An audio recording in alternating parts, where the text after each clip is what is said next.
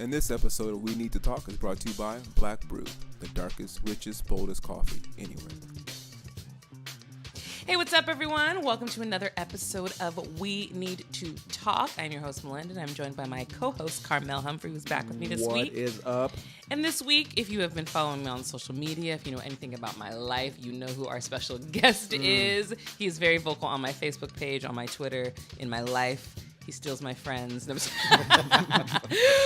We have Drexel Hurd, who is a Democratic political strategist. He is my brother. He is one of my best friends, and he's got a lot to say. So welcome, Drexel. Hello, everybody. I'm so excited to be here. I know this is what you've joining. all been waiting for. Yes. They're actually having people, when I said Drexel's coming, they're like, yes, I can't wait to hear Drexel. If you don't follow us on Facebook, like, we're always talking about something. Right. Like, it's just hilarious. And I always have to comment because, you give the people what they want. Yeah, and you're like the gift king. He has gifts for everything, Karmel. Like, I'm just like, where do you find it? And you find them so quickly, too. Yeah. It's, I have to think about it, but I have to make sure that it makes sense. And I have to, I'm like, how... Because I'm not a naturally funny person in person. Yes, you are. No. But what I mean to say is I'm quicker. Yeah. I'm quicker via text. You are We very sent a group quick. text today, and it went off the rails. Yes. But Yeah. it's a lot of fun. But I wish I was like that in person. I wish I was quicker enough in person. I'd be a comedian. I think you are quick, but when you text, you're actually filtering it through your fingers. Right. I think you slow down in person because you're like, should I say that? Right, maybe that's what it is. That's true. I'm That's definitely true. much of a. Yeah. I'm definitely That's a good point. Yeah. That's a very good point. Well, we have a lot to talk about this week, and the couple of things that we're going to be touching on. We're going to talk about cancel culture, which I had to explain to Karmel and Drexel what that was when I was like, we're talking about. It was a TV show. Which I would watch. I would Oh watch my that. It God! just sounds fun. Cancel culture. That is a good title for a great television Maybe show. it could have been the title of this podcast. It could have been. Cancel culture, Right. but that's we're going to talk about it. I'm not for it. So we're talking cancel culture. If you, as you know, Us came out this weekend. We're going to talk a little bit about that style of movie and a couple of other things that Drexel and I went over. We're going to talk about this never-ending list of Democratic candidates and the Mueller report because apparently it's out now, but not to the public, right? Not to the public. Well, we're going to get to that, and then. Of course, as you know, at the end of every episode, we do a spotlight on a charity, organization, or community or person that we think is doing good in the world. All right. So we need to talk about cancel culture first. Okay. And if you don't know what cancel culture is, it is the culture of canceling people based on their past mistakes. Now, we've seen a rise in this in the last couple of years. I think it probably started with Paula Deen, but she needed to be canceled anyway.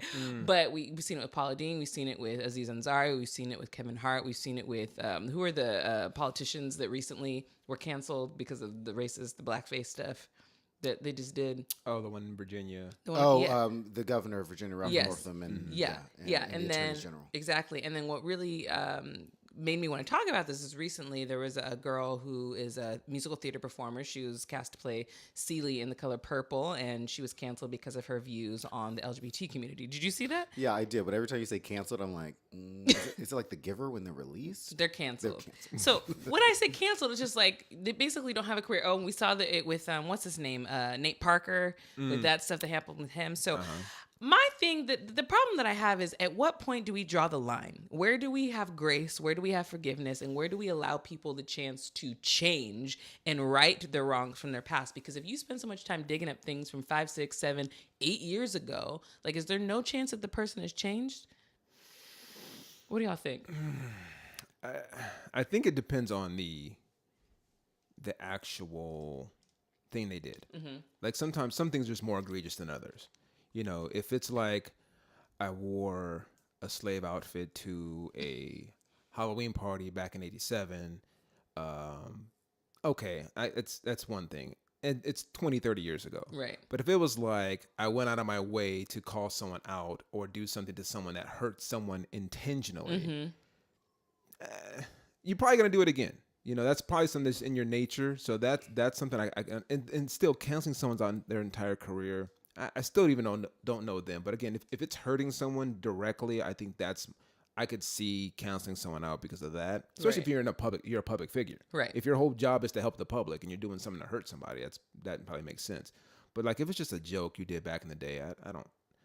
We all said something, did something stupid. That's for sure. Right. I think that there are obviously several instances, and I just look in the political world, whether or not it's Governor Northam or Brett Kavanaugh or Senator Franken in Minnesota, there are certain instances where it's different for a comedian, whether or not you're Kevin Hart, whether or not you're an actor, because I think actors come from, as we know, some come from difficult or sordid pasts in terms of their upbringing. They need to break out of that world, and this is their outlet, was being a performer. Right.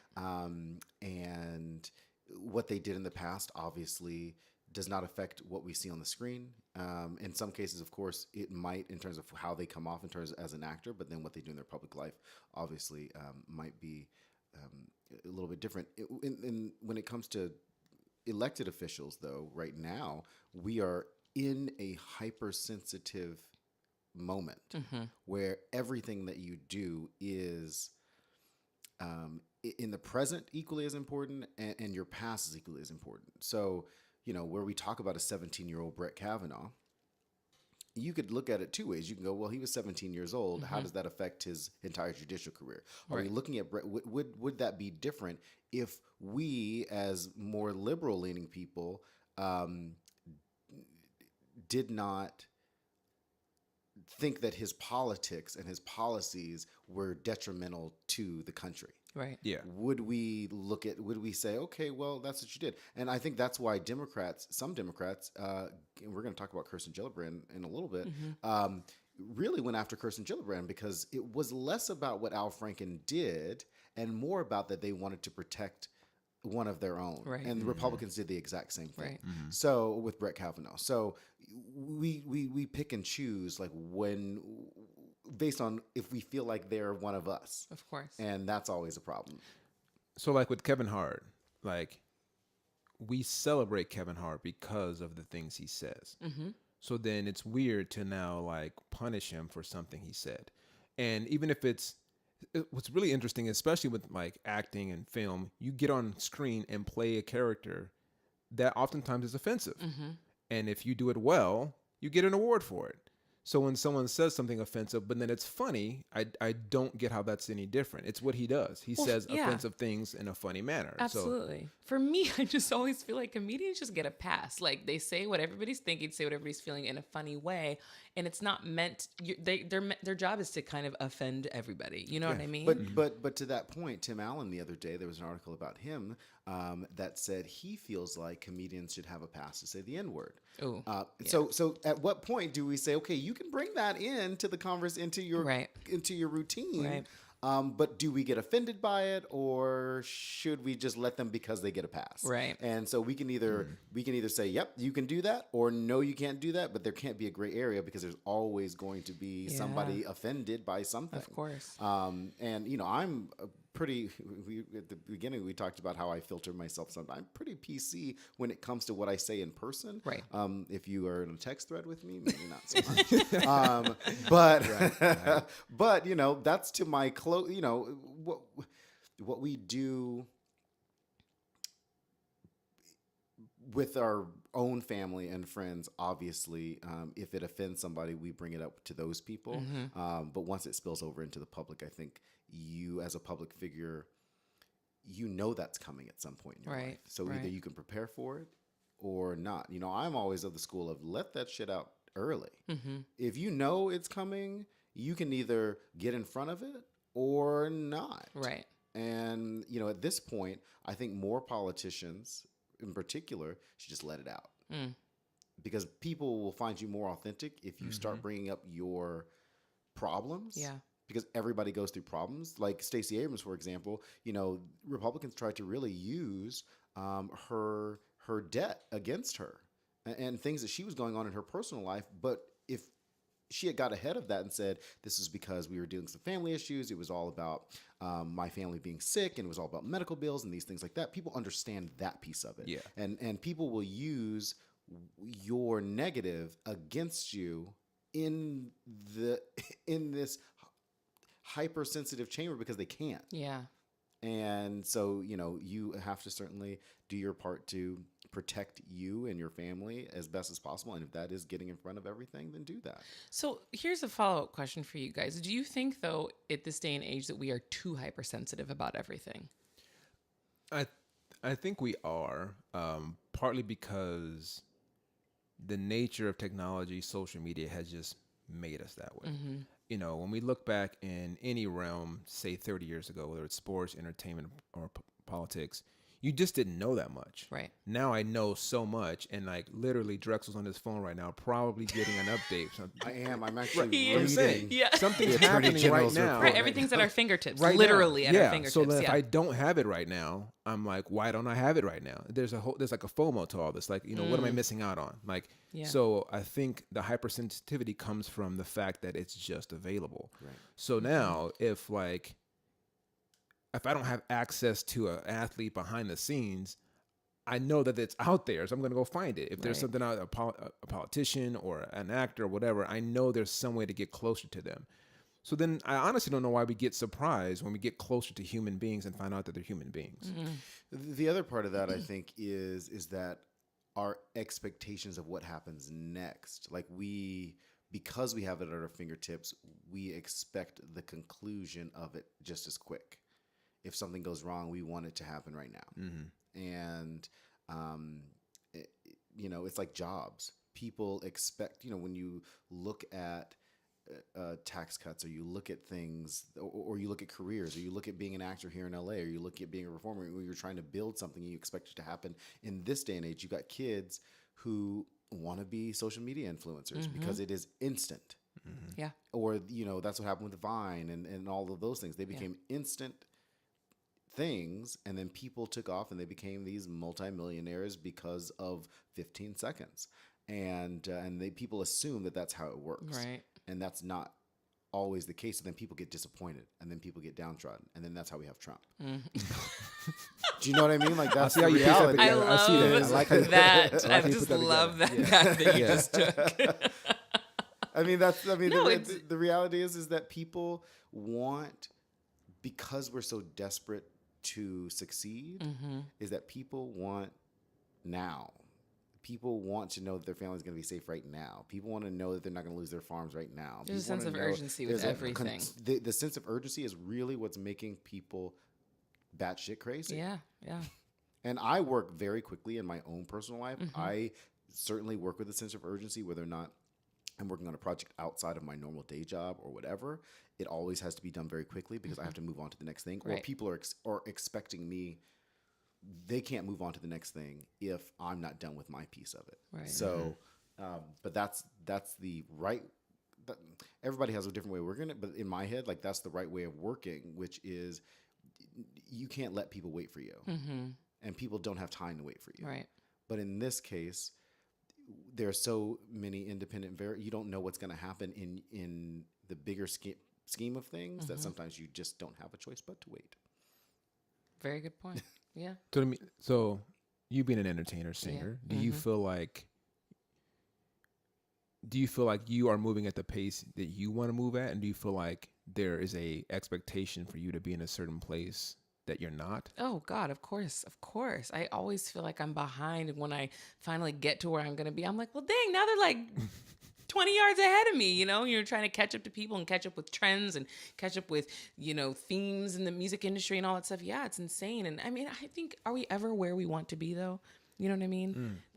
I'm the type of person that's always looking for the next thing. Once I accomplish something, I don't really take the time to like settle and be happy and relish in the fact that I accomplished something. I'm like, okay, I did that. What's the next thing? But I think that it's because I'm so influenced by how we are today, how society is, how culture is. You know, we're always looking for the next thing. But I mean, I just like keeping busy, to be honest. I hate having downtime. I hate being bored.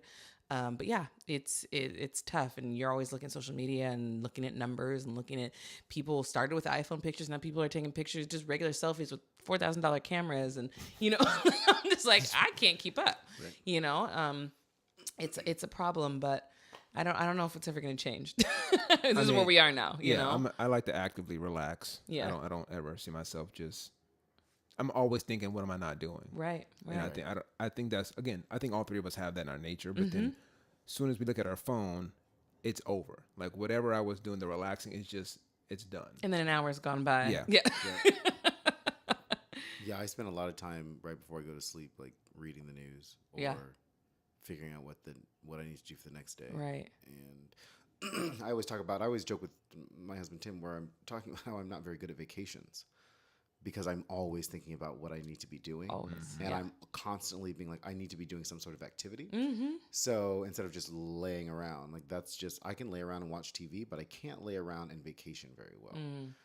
Mainly because I know that when I'm watching TV, I need to get through my normal list Right. of television shows. Yeah. That's it. It's a work thing. I make television work, Right. which is like I need to get through Grey's Anatomy, The Resident. I need to get through Shonda Rhimes shows. You watch I need to all get them through- shows, I need to too. get You Schitt's got a Creek. list. I need to get through everything. Where I'm like, yeah, that's my normal version of relaxing, but in essence, it's still work to actually have to sit there and go through everything. Right. So, but I mean, to the original point, it's like we are a product of the last 5 years. Mm-hmm. You know, somebody was talking to me the other day about dating apps. And I was like, Tim and I have been together for 9 years. I missed that whole Yeah. dating app boat. Same. John and I are pre-dating now. Yeah. Within the last decade. Mm-hmm. That doesn't seem like a long time. I mean, but a decade is a long time. Yeah, it is. That's It a is. prepubescent kid Right. at that point. You know what I mean? So where you're like, I always tell my friends, like, if something happened to me and Tim, I would not know what to do. Mm-hmm. Because listening to everybody else, I'm like, You just we're be by yourself. doomed. Yeah, right? I get I'll be you. watching. Yeah, I'll be right. laying on the couch watching TV all day. Before we move on to the next topic, as you were saying this, you're like, that's a prepubescent kid. It's so funny.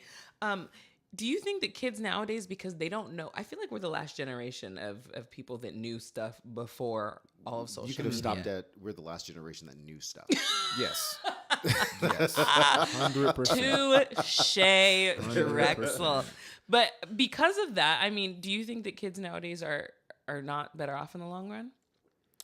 Because this is what they're growing up with. This is normal to them.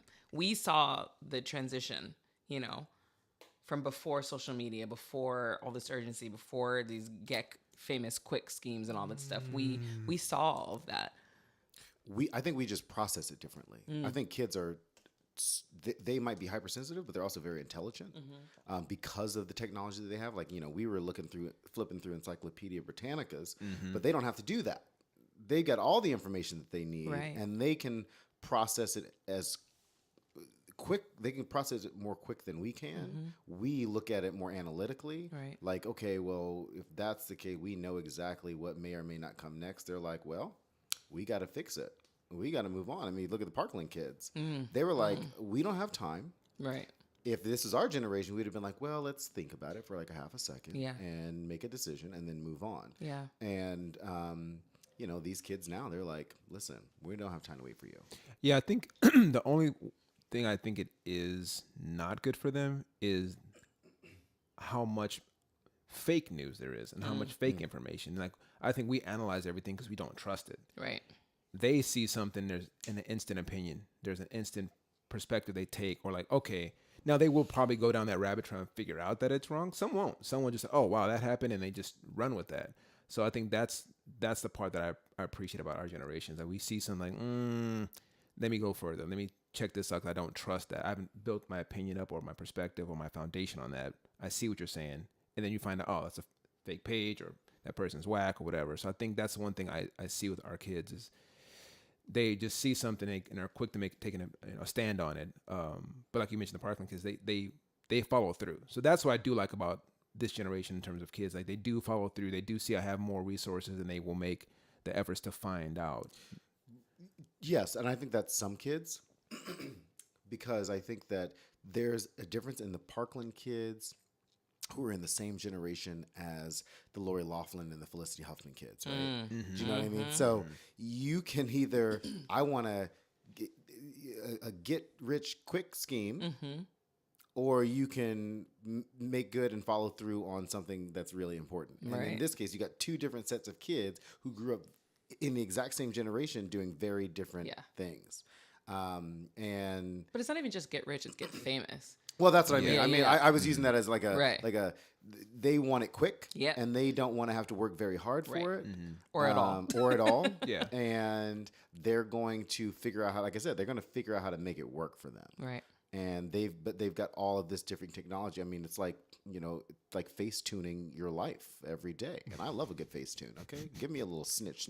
Oh my God. A little snip, A little zhuzh, zhuzh. a little zhuzh. And Yeah, I'm but some good. people be face tuning to the point where if you got Listen, lost, no smooth one would that recognize head you. out. Yeah. Smooth it out. Get those crow's feet. Smooth out that forehead. Make that complexion Make that even. complexion, because listen, I'm just trying to get that blue check mark like everybody else. But if I don't get that, if I don't have a smooth head, Oh my what does that? gosh. What does it all say now for the trades of yesteryear? Because like I don't see kids wanting to be mechanics or like wanting to be like a veterinarian or wanting to be like things that aren't famous. They don't even know what those are. Right, that's what I'm saying. So Yeah, how- they what want to be a happens to that social media now? influencer. I want to be an Instagrammer. they want to be able to pay people to do it. Yeah, They don't wanna do If they're it. gonna pay some, who's gonna be doing that? Because no one wants to do that now. Those things Right. don't make any Yeah. sense. So Robots. Eventually, that's what they're waiting for. They're Don't really start, hoping because that robots I are going. Wow. have a legitimate fear of this whole robot thing. Right. I Like, mean, I can't. that's what they're waiting for, basically. robot vets. That's yeah. I could see that robots. Yeah, I mean, we Changing already our have oil. we have Oils. robot cooks already. Have you seen that, like that two-handed I kitchen have where you not give seen them the that. ingredients or tell them a recipe and they'll make it for you? You haven't seen that video? Yeah. No, but I do need it. Hey, that's- I need you to send me That's that your link. birthday present, Right, thanks. Jackson. I've been That's waiting your late birthday or your for Christmas 2 present. weeks for it. wow. Well, speaking of scary, this weekend, if you were hopefully not under a rock, you know that Us by Jordan Peele opened, and it opened, I guess, was $70 million opening. And it was the second biggest opening of 2019. And I think it was the second biggest opening of an original film after Avatar. Like an original screenplay and everything. So I love Jordan Peele. I love his mind. And Drexel and I both saw it. Karmel hasn't seen it. So we're not going to talk too much about the movie. But what we are going to talk about is because Jordan Peele, I don't know what he's been through in his life. I don't know where he gets these ideas from. I know Get Out, I think both of them came from like dreams that he had. I'm like, what are you having before you dream, Right. before you go to sleep? Because this is serious. He's eating Taco Bell. Philly cheesesteak. Maybe Right. he's doing something. But Drexel and I were talking about, does a movie need to be explained in order for it to be a good movie? Because a lot of us, if you go see this film, it is going to go over your head. You are going to have to rethink pieces and articles to understand some of it. But I personally thought the film was brilliant. I think he's so smart. I think what he touches upon and the messages that he's trying to convey to his audiences are incredible and they need to be said. But if you're just watching it and not really thinking of it that way, you're going to leave the movie like, what did I just watch? Yeah, I was just reading an article, and it's out there in the world, that Jordan Peele kind of said what his movie was about, that, at the end of the day, we are our own worst enemy. And I thought the movie was great, but I also, and I was telling Malynda this yesterday, is I go into movies personally not looking for a deeper meaning in something first. My first is it a good movie on the surface level? And then if I talk about it with somebody, then it becomes okay, what did I learn from that? And so with Us, there were things that I got from the jump where I was like, got it. It's still in the same formula as this, that, and the third movies that I've seen in the past, understand it. And now, but we also have the expectation, going back to the last conversation, about expectations about about all the analysis that we saw from Get Out. So now we're trying to put the same expectation on Get Out that we did on Us, instead of seeing them as two separate movies because of our expectation of Jordan Peele. Right. Yeah. And so in this case, people are like, okay, so what? I didn't get what he was trying to say, so now I need it explained to me. But that does not make it a good movie. Right. You got to be able to separate, in my opinion, you got to be able to separate the two and then go back. It's like, is the Avengers on the surface level an entertaining movie? Are they entertaining movies? If you can say yes to that, because they are entertaining movies, that doesn't necessarily, entertaining also doesn't make them good. Right. Yeah, yeah. Right. I think it's a lot in art. Like when you look at a painting or being a comedian, I've always said this: if I have to explain a joke, it's probably not funny. But there's some things I've said that someone said I didn't get it right away till later on. So sometimes, and I like that. There's something about that where you're thinking about the joke and it hits you. You're like, oh, this is what he meant. So that joke kind of has a longer shelf life than other jokes. There's certain songs to this day. Someone explained to me what it meant. I'm like, oh, that I had no idea. That's what that song. That song still is good. Like I like the melody and I like what it's saying. Didn't know it had that extra third, fourth layer in it. Yeah, like Side to Side by Ariana Grande. It took me months to figure it out. Right. Oh my god. But going on songs, like, just because it's catchy and it gets stuck in your head does not make it a good song. Yeah, but I'm also not hip enough to understand songs like that. Friday by Rebecca Black. Did that not get stuck in your head? Is Of it a good course. song? No. But that was also during the MySpace era. No, Yeah. it wasn't. Was it? No, was this after. was like a year ago. Not even. But I mean, Maybe like a 3 or couple years 4, ago. It 4 was or like 3 or 5 4 years years ago. ago. Yeah. What? Yes. I'm about to Google it. I need to Okay. understand. You're I going to be don't wrong. know. You're going to be Here we go. disappointed. I'm about to, at my fingertips, but yeah, while I'm Googling. While you're Googling, yes. So if a song is catchy, it doesn't necessarily make it a good song. No, not at all. But I guess I'm saying is in that, and that again is our generation. Yeah. Where songs today are very, very surfacey. Right. There's like 3 or 4 lyrics, the hook, and a bad beat. The beats are dope. Love the beat. Well, but- it's all about the producer now. right. Yeah. Today is really more about the producer. Mhm. Whether it's Metro Boomin, whether it's Mustard, whoever it is, all about the producer versus the actual those writer people or that you whatever. just Yeah, named? are those They're condiments? producers. No, They're- see, they're- I'm like, I thought they they're were just producers, condiments. see, I'm like, I'm in the music industry. I don't even know who you talking You know what Metro about. Boomin is? No, but that's not my kind of like you thing. said somebody named Mustard? Mustard, DJ Mustard. Nope. He Nope. says his name in every song. That's DJ Khaled. I know And that that's one. another Cal- thing. Like, are you that memorable if you have to keep reminding people who you are? Like, why you keep saying your name in the song? I can't stand it. Yes. Yeah. Beyonce says her name in several of her songs. Does she? Well, not several, but she said it. I don't even listen to Beyonce like that. Rebecca so. Black's What do Friday. you listen? What do I listen to? Well, I listen- listen I to listen to myself. Malynda She Hale. likes- She's to like, I'm myself. gonna loop myself for a little bit. Allow myself to introduce. You know where I find music? I myself. find music on NPR. That's where I find new music because I like singer-songwriters because that's what I am. I don't listen to a lot of mainstream music. Okay. So I'm totally not, I don't know anything. I just listen to Except NPR for and I Rebecca love. Black's Friday. Right. Well, but Which that was was two- that that's was what she- shoved that's down her my reference. throat. That's right. That was shoved down. 2011. See, That was a 8 long years time That's ago. not. That's That's still not MySpace, MySpace. though. That's still not MySpace. That was like right after MySpace. It was still Facebook era because Yeah, that's when yeah, it went yeah, viral. yeah. I'm just saying that was a long time ago. It was. It was- Dang, 8 years ago. What is she doing now? She was on The Four, and she tried to challenge this guy that was like amazing. We were like, boo boo, no. Oh wow. But she wasn't bad. She was all right. But yeah, she tried to make a comeback, and I guess it's just not happening. But definitely go see Us because it is very good. Lupita is amazing. She's just very good, and the kids are great. And what's her husband's name? It's the one from Winston. Black Panther. Yeah, Winston he's Duke. Winston great. Duke. Yeah. But and then there's like, some like Elizabeth Moss is in it, and like Yeah, some yeah. fun folks. But it's just a fine movie. And I think the most impressive part of it was the direction. I think it was beautifully shot. Right. I think how he directed it was great. The performances were good. But yeah, if there's a lot of layers to it, he threw entirely too much into the movie, to be honest. And then like even the next day, even though we got the message, there were still some people call them. I didn't really think there was so much. Maybe they're plot holes, but they were just unanswered. Like, well, why did it happen like that? Right. And maybe that just needed to be explained. But I don't think that it needs to be explained for me to consider it a good movie. I Now, agree. It's just like I agree. Somebody tell me, please. Right. I could see why people wanted it explained, but it didn't bother me. And I still took away from it what I think I was supposed to. And if you want it explained, just Google it. Right. Go on Twitter. Because we have our 'Cause phones we at got our phone at fingertips. You really want to know that bad? You better find it. Is also is it him being black a thing? Because I mean, we had this with Tarantino for a while, where like a lot of his movies were kind of weird, kind of like off. But then we kind of just it's Tarantino, and he does his thing. It's like whatever. But like Jordan Peele, one had success out the gate, and then now are we saying, well, are we being overcritical because he's black? Not saying because he's black we're being critical, but is there something about that where like people are like, I don't think so. I think people are being overcritical because he threw a lot into that damn movie. There was just so much. Right. And And you're I like, also- it's, you know what I mean? Right, and I think it's also because Get Out was so successful. Yeah. That the expectation of that it's like if James Cameron came out with a film or any Clint Eastwood film where you're like, Right. these directors don't have a good movie. Right, That's not. right. That's a reflection on them. And He then peaked with Get Out. right. Like, but I think he can still live up to it. Right. I mean, Gus was good. It's not as good as Get Out. Get Out was a near perfect movie to me. Yeah, I agree.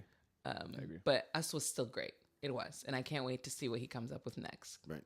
Well, Twilight Zone, Oh, is that what he's CBS doing? All Access. But I mean like a feature film. Oh well, but I mean, like it's his wole Twilight Zone. Like Yeah, he I know is, he's redoing he's all the this. host. He's doing, Oh, yeah, really? he's doing all of it. Yeah. he's the executive he's doing all producer. that. He's doing Yeah. everything. Okay. Yeah. But I like these think piece films that he's doing, like with so much, underlying messages. I want to see what he comes up with next for his horror. And that's it. It's not a horror film. That's the other thing.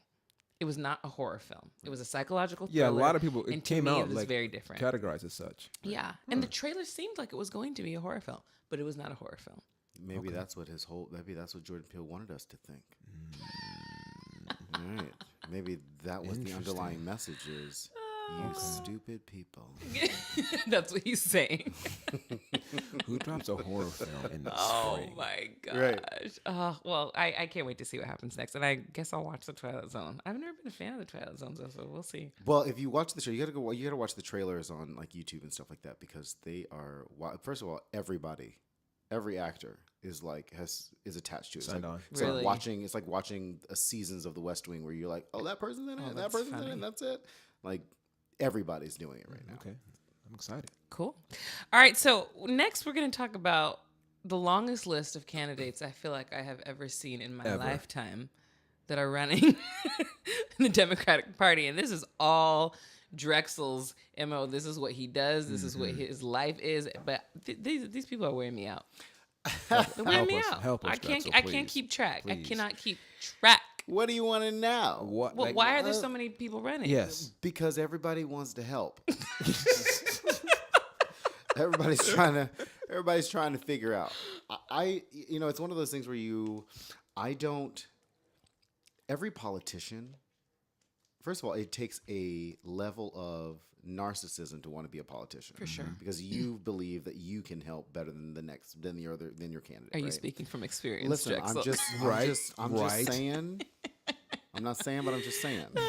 But at the same time, in the back of people's head, they also believe that once they reach a certain level, that they can also be president. Right.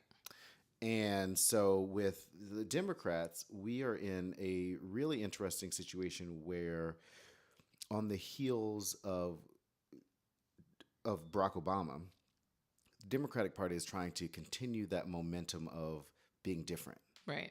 And in this case, that's how we ended up with Hillary Clinton as the nominee. And to her detriment, in my opinion, picking Tim Kaine was a mistake if you're going to continue to move forward. Like vice presidential candidates or running mates should be an extension of what's next. Correct. And in this case, I never saw Tim Kaine as the next in line to be president. Well, no one even knew who he was. Yeah. Well, I mean, he was, he's on armed services. He was a successful senator. He is a successful senator in Virginia. Hillary Clinton, was looking at a world of governing first and not what was next. And that was a criticism of Barack Obama during his whole presidency in terms of the party, which was, why are you not doing enough to build the party for the future as opposed to what is right now? And Barack Obama and Hillary Clinton come from that same school of thought of governing first and not thinking about what's next second. And I think you got to be able to do both. We got to think about the future in the present and not just on policy. Because there's going to be a bunch of people that's going to be looking at policy like that, and that's going to be the job of all the aides and all of the White House staff and congressional leaders and stuff like that, is to try to figure that piece out. But as the leader of the party, the president is de facto leader of the party, Right. for all intents and purposes. And in that case, you always have to be looking at what is next. And I think a lot of these candidates are thinking that they're going to be what's next. We've got almost 20 candidates right now. We're still waiting to hear from a couple other people. But I mean, if you look at the list, it's like half women, half men, and a speckle of color here and there. A speckle. Speckle. Okay. I say a speckle because all of these white guys keep jumping in, and then it just keeps getting more and more of them. Which I'm probably gonna be the minority in saying this, but I personally think that in order to beat Trump and to move on from this hell that we have been in, it needs to be a white male. Because I don't think that if there is a white male that they can say as much as they've been saying, and by they I mean the Republican Party. Because what are you gonna say? What are you gonna like? What are you really gonna fight against? You know, if you are talking to yourself, you know what I'm saying? Sure, I think that there is a way to energize a base without being a white guy, like Joe Biden. Like I love Joe Biden. If Totally. you, like Who doesn't? I mean, listen, if this is 2016, Joe was my guy. Yeah. If he had jumped in, there would have been, I didn't have to go through the debates. I wouldn't even have to get through the primary. I'd have been It like, just there's would've been Joe. Joe. It would have been Joe Biden. That would have been it. Yeah. Obviously, I personally think that time has passed, but I'm also not counting him out. Right. Because the problem with Joe Biden is that he's trying too hard to make concessions. Like I'll promise to do one term. He hasn't said that yet, but that's what his team is mulling right now. Or I'm going to promise to pick a female or a minority, and those questions come up, in terms of what's next. And instead of just being like, I'm the guy that's going to beat this guy. Like that's it. Just say that, move on. That's what people know. Right. Because the other part of what Trump supporters love about Donald Trump is that he wants to win. Yeah. Democrats do not just want to win. We've got to get to the point where we're just like, we got to win first. Yeah. Let's win. Let's move on, and then we can govern. Right. Instead of let's figure it out and let's move on. Like that's the problem. Like people gravitate towards success when they are not themselves successful. Right. Yeah. So if you are dicking around trying to figure out whether or not you're going to win or not, they're over there being like, well, let's find the person who thinks he's going to win. And that's going to be the guy who's going to beat Donald Trump. Right. Or So- the female that's going to beat Donald Trump. So so you said that everyone wants to help. So with this many candidates out here, who's really going to help? Like who is of all the ones that are out there are really going to do something? One that is substantial enough to defeat Trump, and two that really helps us. Sure. I think the good thing about having this many candidates is that everybody's going to be talking about policy in a way that we really haven't seen before. Barack Obama did it a little bit. Hillary Clinton put out policy papers, but it wasn't explained well enough. Like she was too much of a policy wonk. And I'm not, listen, I love Hillary Clinton. I voted for her, whatever. But people, again, in this age where everything is at our fingertips, we want instant information. Tell us exactly what you're going to do.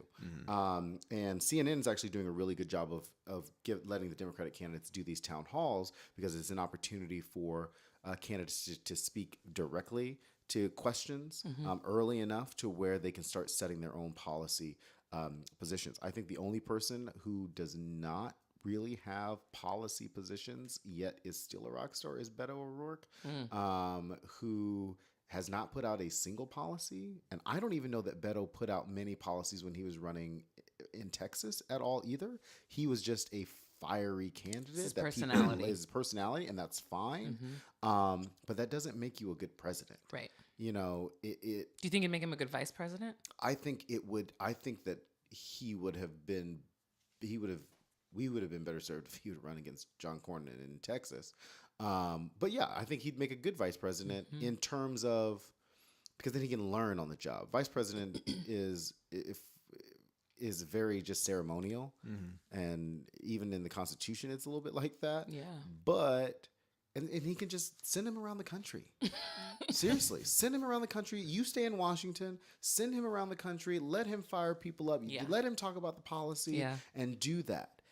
If you're not thinking, if you want to be a good governor, and by governor I mean president, like, you know, somebody who governs. Yeah. And you're not thinking about, well, if I send this person out, are they going to be more popular than me? Which is what presidents don't want their vice presidents to be, as more popular than they are. But in this case, you got to be able to send somebody out who can talk about the policy that's going to connect to people in that ways. And there are candidates that can do that. Cory Booker can do that.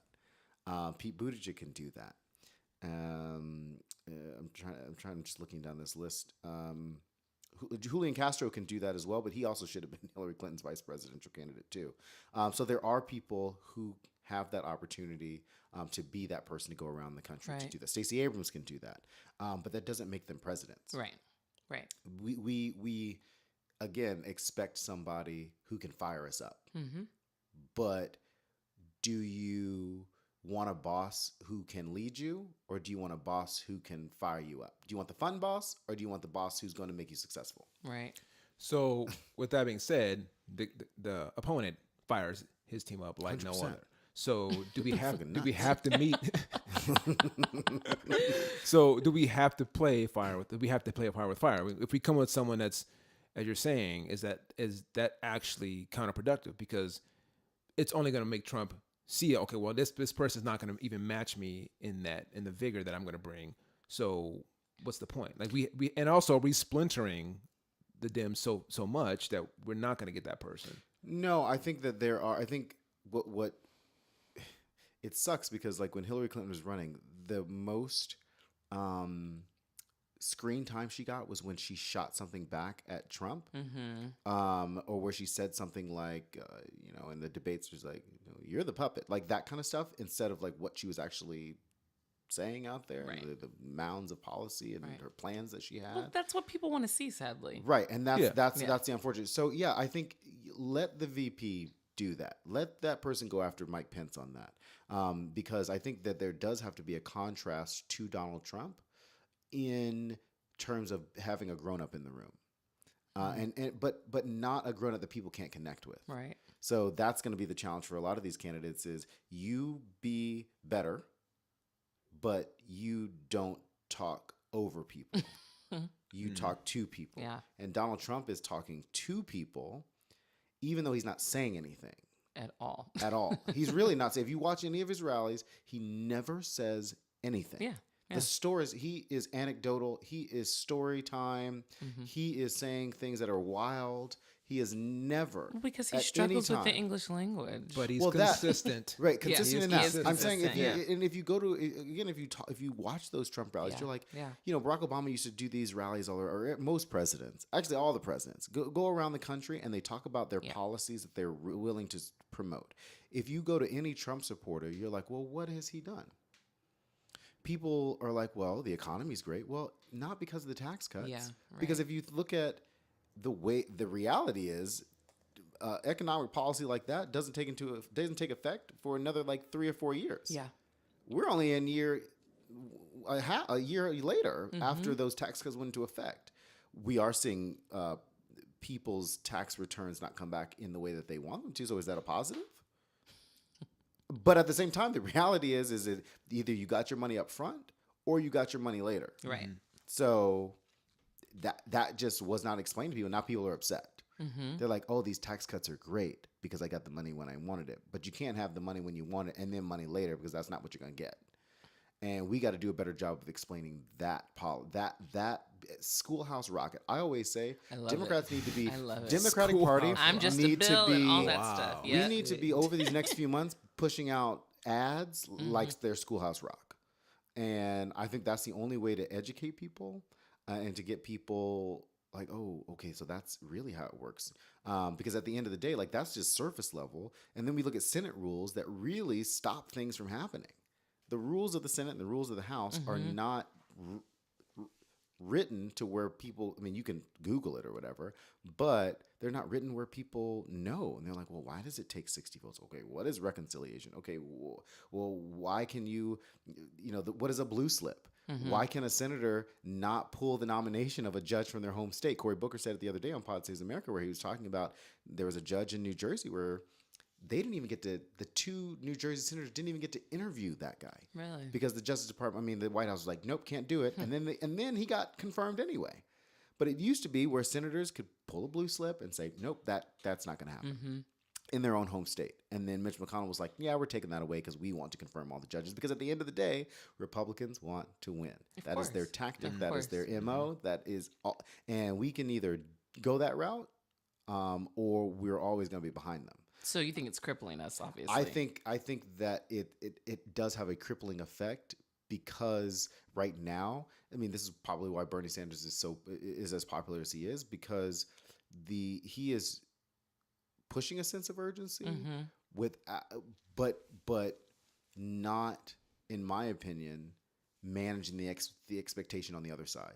Because what happens is, if you're telling people that this is what we're going to do, and then they don't understand why it's not going to happen, it's not going to be beneficial down the road. And that was always my criticism of Bernie Sanders. Sure, let's talk about Medicare for all. But let's also tell people that it's also very difficult to get that passed. Not where the money's coming from. Right. Nobody wants to hear that you don't have the money. We know we have the money. We cut the defense bills, we cut the defense spending, all that stuff. But it's, can you get enough Senate votes? Okay, so then if you can't get enough Senate votes, then where should the focus be? On finding great candidates who can lead at the end of the day, who can get elected. So that the Republicans did that. They laid the groundwork for that in terms of gerrymandering, in terms of finding candidates and pushing those candidates. I mean, we got Ron DeSantis down as the governor of Florida, who should not be the governor of Florida. He should not be the governor of Florida at all. So they So did you like Andrew Gillum then? I loved Andrew Gillum. I thought he was great. Too. Yeah. But they laid the groundwork for that, and over years. And Mitch McConnell is still doing that, because at the end of the day, he wants to retain power, no matter what causes. Which is why you don't hear him talk much, because he's trying to retain that power. He's behind the scenes. He's not worried about anybody else but his party. So I do think that we've got to figure out how to either counter that or explain to people why that is bad, and we don't do a very good job of that. So is there a huge gap? Because a lot of things you've mentioned, I'm sure a lot of people don't even know the names you're mentioning. So I know. True. No, it's very true. That's why I brought it up. Right. And I think people will probably listen to this podcast and be like, okay, who is that? Who's that? And hopefully you guys are Googling this as we're mentioning these people. So, because you mentioned a cool thing about Schoolhouse Rock, and I almost feel like Trump is Schoolhouse Rock for his people. Like he makes things very simple for them to understand. It's not policy, right? But he's saying some simple things. People get excited, and it's bolstering his persona. He gets hyped up. I mean, honestly, I feel like a Democratic candidate needs to go that same route. Maybe not the same offensive way he does, but go to Twitter, go to Instagram. If it's the policies you're talking about, make him a minute video on Instagram and put that person's voice or face over that infographic or whatever it may be, because I think that's the way people will start to understand policy and start to understand candidates in Senate and House and all this stuff. I can tell you right now, there's so many people who do not understand politics, and a lot of this is optics, is how it looks. So there has to be a way to bring the people into closer view of what's actually going on. They're not going to get everything. They're not going to understand everything. When you said no one knows what that means. So it's like, how can people understand a little bit more enough to vote for the right candidate? Because they're not going to get deep into it, but they need to understand, okay, here's the person you need to vote for. And whether that's starting in their own their city, school board, stuff like that, and then moving more out towards, more statewide and federal-wide politics. Somehow or another, there needs to be a way to bridge that gap for people to understand. Sure. And the problem also is that no one's actually going to take the time to read the policies that are posted on these candidates' websites. No one's just going to do it. No one's going to read these 60-page PDFs. Who has time to do that? Second of all, I just want to be able to see a one sheet that tells me everything that is simple and easy. I'll be like, oh, okay, I'm for that. I'm for that. I don't like that. I'm for that. Okay, cool. Give me a menu. You know what I mean? I want a menu. I want a menu. I want a menu. I want a political menu. Oh, that could be a good little topic too, or a show or something you should do, Drexel. There. Look, what's on the menu? What's on the menu? Man. Yes. I think the problem with that right now, and I get that, is that most Democrats basically are saying the same things right now. So you won't be able to decipher who is better at that without looking at past votes, records, and that again takes time to do that. So you can because they're all going to talk about some form of healthcare that is universal or single payer or Medicare and what that means to them. They're all going to talk about climate change. They're all going to talk about veterans. They're all going to talk about education, Right. in the way that they're all the same. They're all going to talk about free college tuition, because that's what they know that everybody wants to hear right now. So everybody right now is going to be saying the exact same thing. Yeah. So even to look at a menu, you're going to be like, well, they're all carbon copies right now, without saying, okay, well, what is Elizabeth Warren? Elizabeth Warren, I read it the other day. She put out a whole housing policy, or her whole position on housing, and it's very good. And you're like, okay, well, all that makes a whole lot of sense. But you got to take the time to read it. But the other problem is that, you know, Pete Buttigieg had a really great week last week where he was everywhere. Yeah. And everybody knew his yeah, name, and yeah. he came out of nowhere. But you also got candidates like Amy Klobuchar, who's been in the Senate for years, from Minnesota. See, I don't even know who that is. Exactly. I heard her. You've also got Tulsi Gabbard from Hawaii, who, not my favorite, but I'm bringing her up because you've got candidates out there who people just don't know. Julian Castro was Secretary of Housing and Urban Development, San Antonio Mayor. Like, Right. He's a great candidate. So when do you think this will dwindle down? So, sure. Because, So, you know, we have obviously Iowa and New Hampshire come first. They're going to get through the debates. So the threshold that the DNC has set for candidates is if you have 65,000 unique individual donors, you will have the opportunity to make the debate stage. gotcha. Not everybody can make the debate stage, and I think what Tom Perez and the DNC are going to try to do is basically pick names out of a hat, and that's who makes the debate stage. No matter if you're a top tier candidate or a or at the bottom of the barrel, so it could be Elizabeth Warren and Kamala Harris on the same stage as Jay Inslee and John Hickenlooper and Pete Buttigieg, and that's the stage, right? It could be any of those names. What's now, the max for people? Well, we remember Republicans had 12 on a stage last year, Which was even though it entirely took too many. Ben Carson a couple of minutes to figure out how to walk onto the stage, and then Donald Trump was with him, and but. You could have as many as you want to. I think it's just a matter of how they spread those debates out, and who they give opportunity to. And I actually like the idea of drawing names out of the hat because it makes it fair. Again, I just named Jay Inslee. Probably nobody could be like, well, I don't know where Jay Inslee's from. Nope. And same thing with John Hickenlooper. You know, he's from Colorado. Jay Inslee's from Washington State. They're both governors. Okay. You know, so those are the people that we while they're great, Jay Inslee's going to really focus on climate change, and he's come out the jump, and that's what he said he's going to be focused on. And Colorado is a fairly liberal state, and Governor Hickenlooper is very popular. I had some clients at work the other day. They're from Colorado. They were like, "We love Governor Hickenlooper." Yeah. But does that make them a great president? And can they? And I said this about Pete Buttigieg the other day, and I said he would be great. He'll be a great candidate if he can break out of the noise. And like I said, even though he had a great week last week, can he surpass the popularity of Kamala Harris or Elizabeth Warren? Right. You know, so Or even though you don't like him, Bernie. I mean, he's still popular. Sure. And I'm really talking about Democrats right now.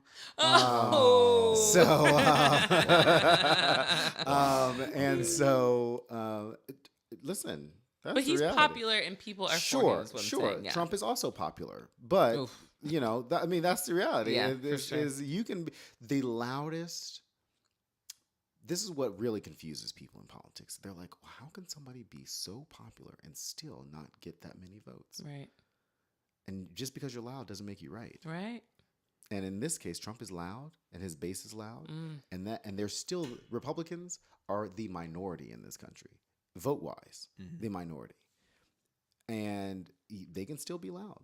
And so I said as I go into this primary that I'm going to talk about candidates that I would like to see win, but not disparage candidates that other people may or may not like. You know, Right. so I'm going to be talking about Kamala Harris and Cory Booker and Elizabeth Warren, Kirsten Gillibrand. I love one of my best friends loves her too from New York, and so those are the candidates that I think that we should be watching out for, and then we'll see where the other VP candidates come from, and you know, but there's also other candidates that nobody knows either, like Andrew Yang.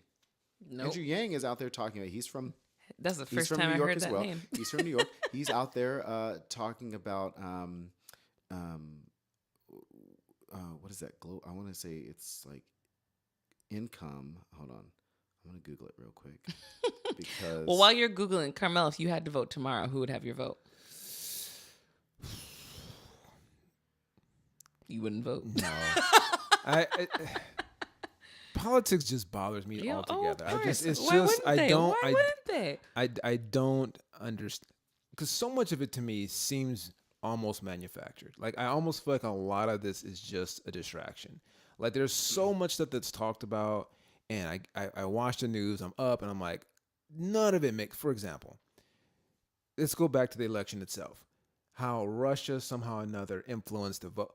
You're gonna tell me that we don't know if a whole country tapped into our system to find. If we're watching the Olympics, they get points, judges right then. They know what's happening. There's no way we don't know if Russia affected our votes. There's no don't the whole thing about Hillary losing 35. I still have emails on Gmail that I've deleted.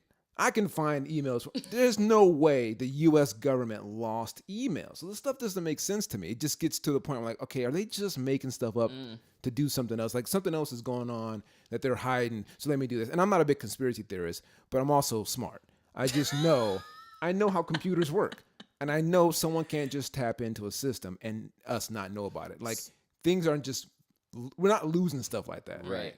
To go back to Andrew Yang real quick, universal basic income is what Andrew Yang is talking about, and people talk about it all the time about the government providing a basic income for Americans to help them get started, and so that is something that that Andrew Yang is going to be talking about, and he may or may not be on that debate stage. He's just a businessman. Yeah. And then Cory Booker was on, like I said, he was talking about. Giving kids from birth almost like what are those, like a bond to help them financially, to help them start out. Right. You give kids, as soon as they're born, a bond, and then that grows over time. And then by the time they're adults, they have some sort of thing. I mean, it's kind of like Social Security, but like not really. But in this case, it's yours. You're not having to think of what it's doing and is that going to grow. And then Marianne Williamson is also out there if you are an Oprah fan. She's running? She is running for Really? president, yeah. And Okay. Wow. yeah. I did and- not know that. I mean, I know who she is, but I did not know that. Okay. I'm sure if there are Marianne Williamson fans listening, they'll be like, I can't believe he just said Marianne Williamson in the list. But yeah, I have friends who like Marianne, and she's out there and in more ways than one, and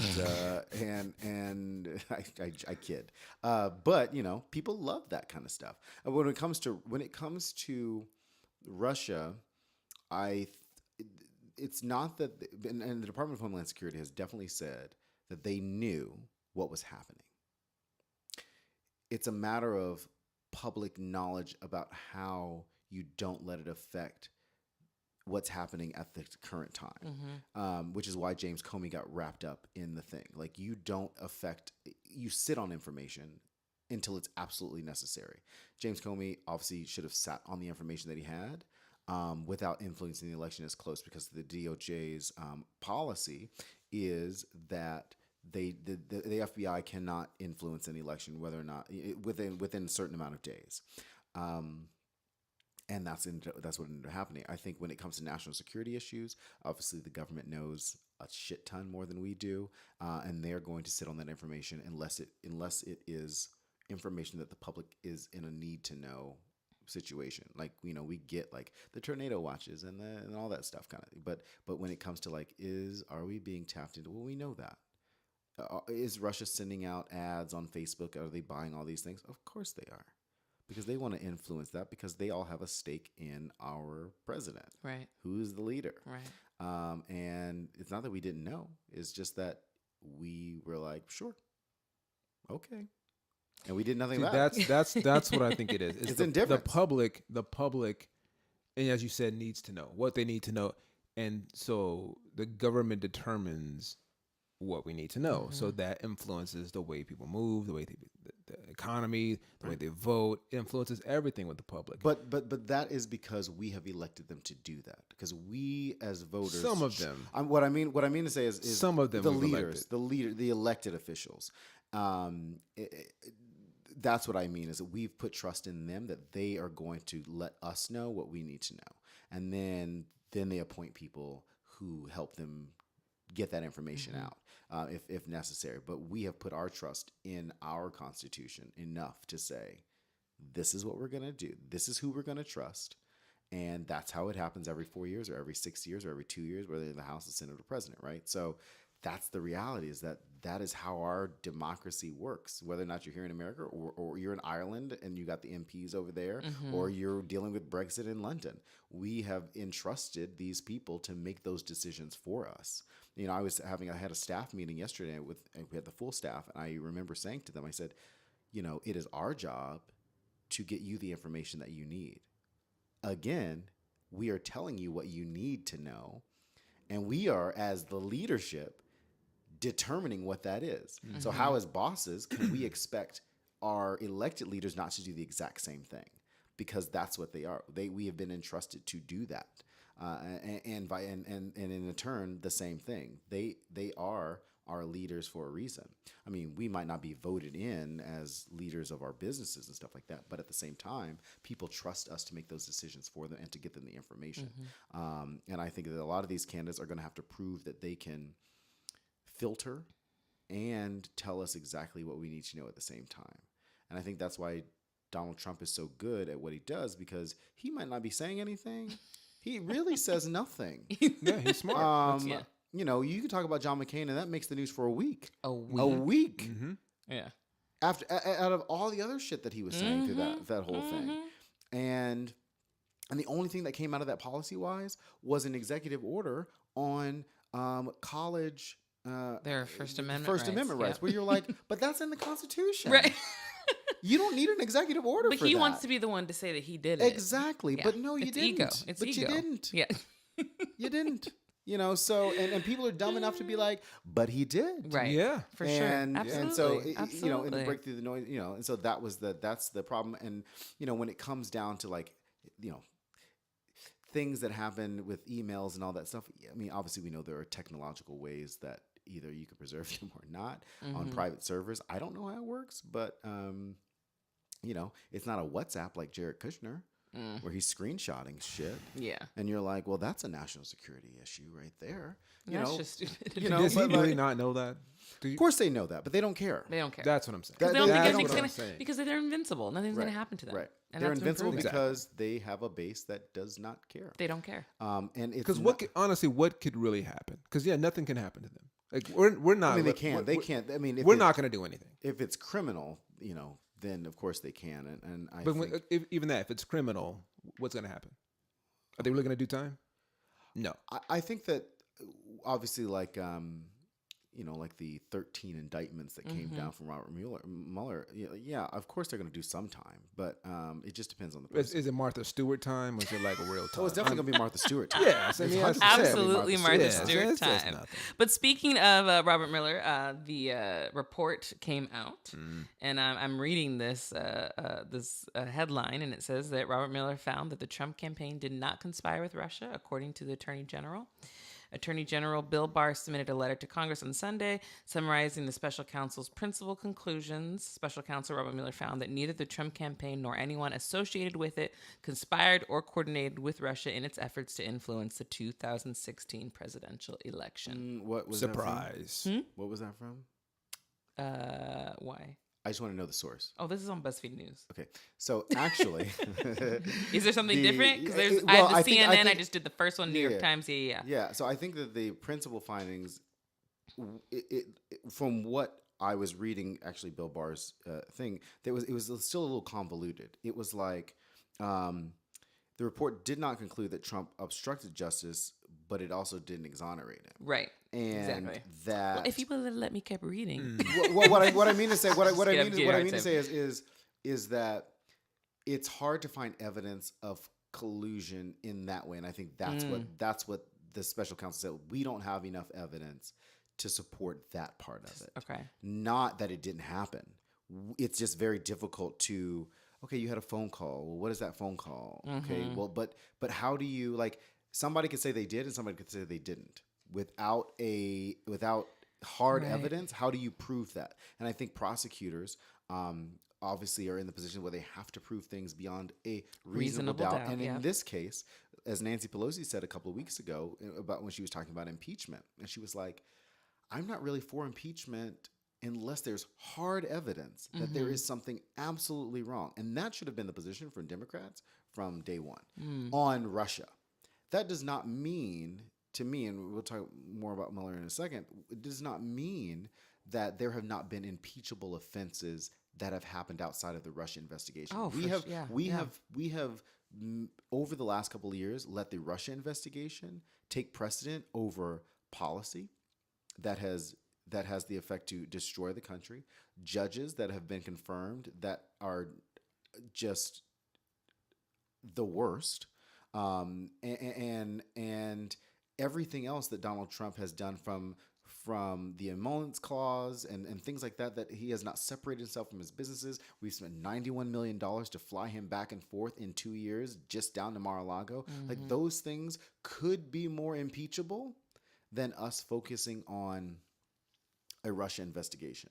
But the other part of that is people are like, why don't you, if Democrats had focused, I won't even say Democrats, because again, there were only a handful of Democrats that were talking impeachment. It was not the Democratic Party talking about impeachment. Democrats' position has always been, let's wait till the report comes out and then we can figure out what to go to from there.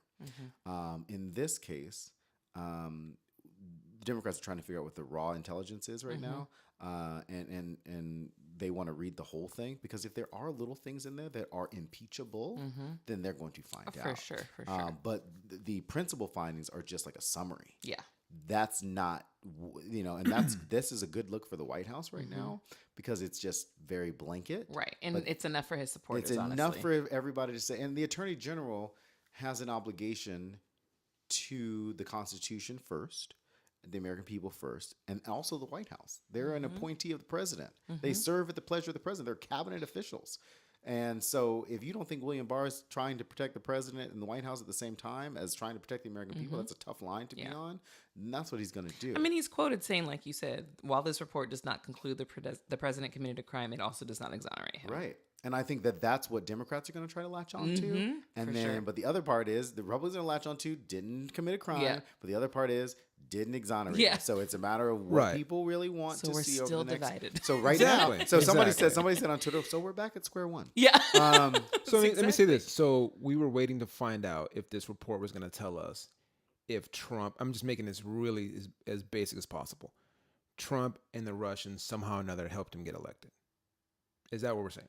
That this report That's what that report was supposed to find, right? No, the report was supposed to find whether or not the Trump campaign worked with Russia, because we know that Russia influenced the election in multiple ways. We know that part of it. Whether or not the campaign themselves helped aid in that, or if they were acting on their own, and if Russia was acting on their own. Gotcha. The president just, of course, tweeted complete and total exoneration.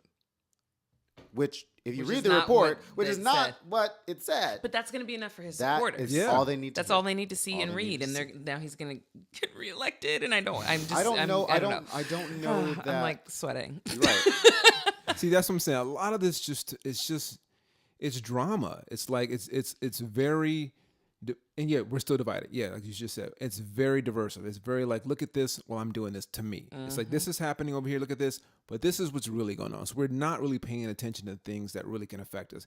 To me, a lot of this, I'm going to wake up tomorrow. It won't be any different. Like most of the people who are listening to this or just watching TV or whatever, it's not going to affect them at all. Like they have nothing to worry about in terms of that this happened. Because, okay, so if Trump had nothing to do with it, you mean to tell me somehow or another Russia's just like, we're going to get Trump elected and Trump had no clue?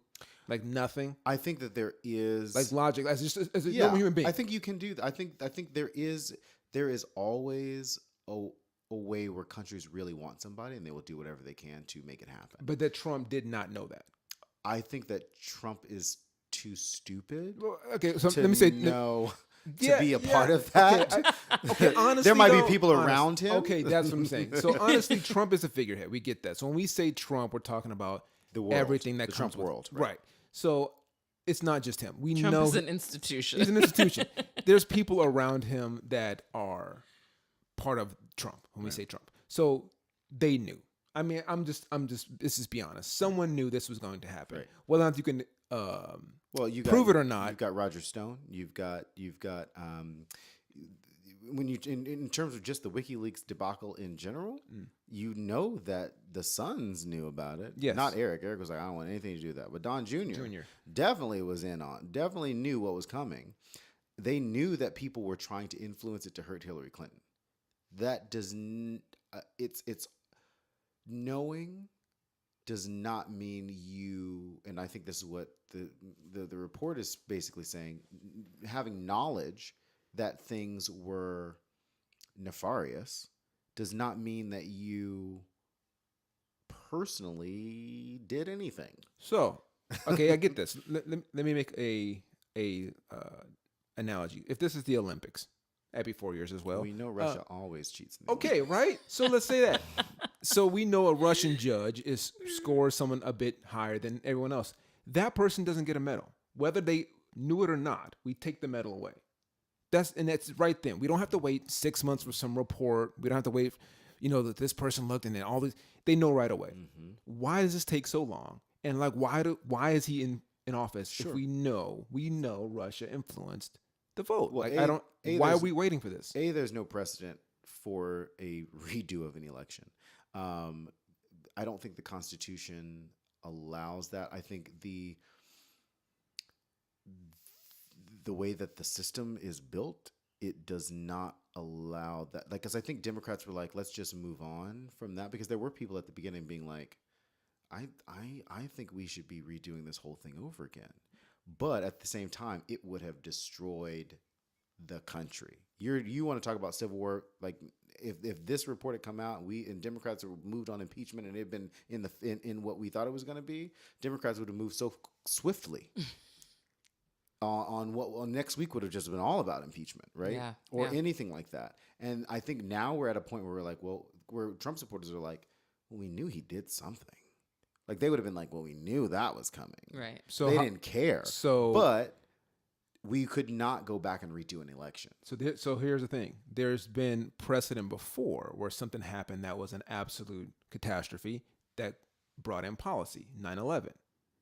Now, whether that was a causation with someone or it just happened, we had huge policy changes because of that. Mm-hmm. So my point is, if you want something to change that seems impossible to change, you have a catastrophe. Sure. So Democrats have brought up legislation, HR 1, for example, in the House. It was their first bill that they put on the floor, which talked about election integrity and bringing all and really focusing on how to not let 2016 happen again. I mean, HR 1 had a lot more going on in it, but part of that was election integrity. Mitch McConnell's not bringing that up because, again, he wants to win. Right. He don't want anything that's going to keep him from maintaining his Senate majority. So it's less about when 9/11 happened, everybody was on board. Everybody's on the same page.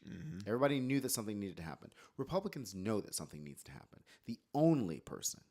There's only one person that can stop a bill from hitting the Senate floor, and that is Mitch McConnell. And he has actively said that he is not bringing up legislation that is anywhere near that.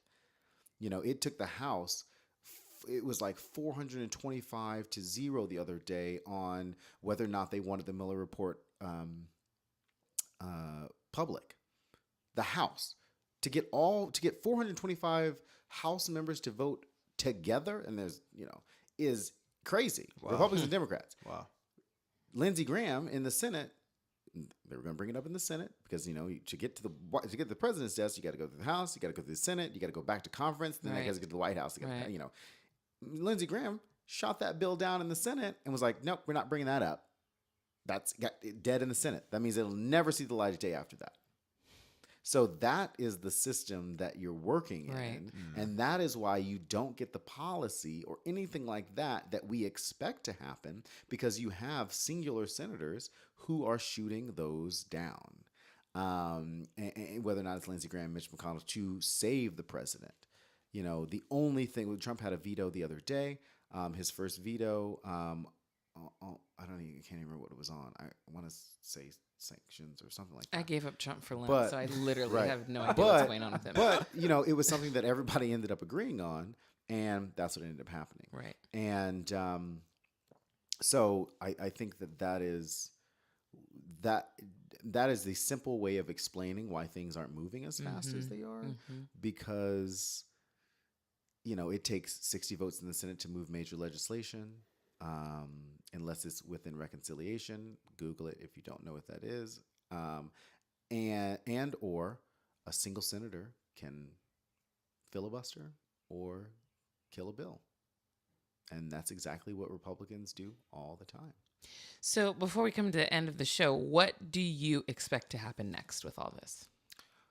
The other part of that, so there's the federal investigation, and then the Southern District of New York has its own set of criminal investigations they're dealing with right now. Okay. The Southern District of New York, for those that don't know, is probably one of the most, if not the most powerful prosecutorial sections of the country. It's where all the major cases really go through in terms of, on the East Coast, in terms of prosecution. If you watch the show For the People, Shonda Rhimes' show, it is all about the Southern District of New York and how powerful they are. One thing that people may or may not know is that the Southern District of New York and any of those states' attorneys report to the Justice Department, report to the Attorney General, in turn report to the President of the United States. They are appointees of the Justice Department, in turn appointees of the White House. That does not mean that they will not do their job. It just means that if you look at the line, at the end of the day, they will always report to the White House, and the Attorney General can dismiss a state's attorney at any time. Or a district, or any of those, not a district attorney because they're from the city, but any federal attorney, any U.S. attorney, the U.S. Attorney's Office, not state's attorney, the U.S. attorney. So in that case, Southern District of New York is going to do their job. If they find that there was criminal activity that was happening in New York, great, and that's what's happening next, in terms of that, because Trump can't touch anybody that a state has charged. He cannot pardon anybody that a state has charged, and the only person that can do that is a governor. And in this case, Andrew Cuomo's not. He's not about that life. Yeah. The other part of that is Democrats are going to continue their investigations in certain things, but I think they're right now, with the information that we have, they're going to have to tread carefully, because they also don't want to hurt our 2020 candidates. Absolutely. And they don't want to make that the narrative. Trump now will use this narrative as often. He walked out on the White House lawn the other day. The press was out there, didn't even say hello. The first thing's out of his mouth: no collusion, no collusion. That's what he said. Didn't he say anything else? That's going to be his campaign. That will be the next year and a half of campaigning. Yeah. Of Democrats wasted, not Democrats, because the crazy thing He's about going to blame it on the crazy Democrats. thing about the whole thing is that his Justice Department appointed the special counsel. The special counsel, Robert Mueller, for all of his work, is a Republican. Rod Rosenstein is a Republican. James Comey was a Republican. All these people were Republicans, and this is where the investigation happened. So to blame it on Democrats is because Democrats were talking about it. Yeah. So that's the problem. We just talk too damn much. Evidently. Maybe if we just let it happen. But that's the thing with his supporters. They don't know that this is all the Republicans are actually doing the investigation. They don't care. They hear Trump saying that it's the Democrats. Democrats. So he's like, oh, well, then it's the Democrats. Yeah. Yep. And there was only like 2 or 3 Democrats out there talking about impeachment. Maxine Waters being one of them. Right. And not for Maxine was talking about impeachment for a myriad of reasons, mainly because she doesn't like him. Right.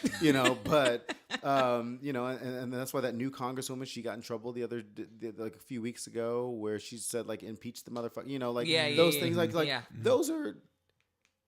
That's the narrative that Republicans want. Yeah. And I don't put I don't mean to use all Republicans. There are a lot of Republicans who do not think like the Trump world. I mean Trump Republicans also all, because it is a different breed of Republican. It's a different breed. It is. They are definitely the tethered. If you've seen Us reference. Yes, Go see the but, movie. definitely tethered to that. So like I think again, I think for people out there, it's gonna if you listen to the podcast Slow Burn, it will continue to be a slow burn, but at the same time, don't be discouraged by these principal findings, because there's going to be a lot more that we're going to obviously hear. But at the same time, focus on what's next in terms of who you want to see get elected as president. Yes.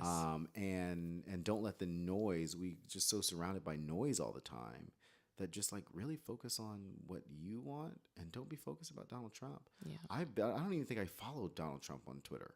I don't follow him, but I used to But he go just there pops. daily. No, he just pops up. on Yeah, my you don't thing. have Yeah. to. You Yeah, know, yeah. you don't have to. So, like, don't get wrapped up in all Yeah, of that. It's yeah. like, don't get wrapped up in other people's drama. Mm-hmm.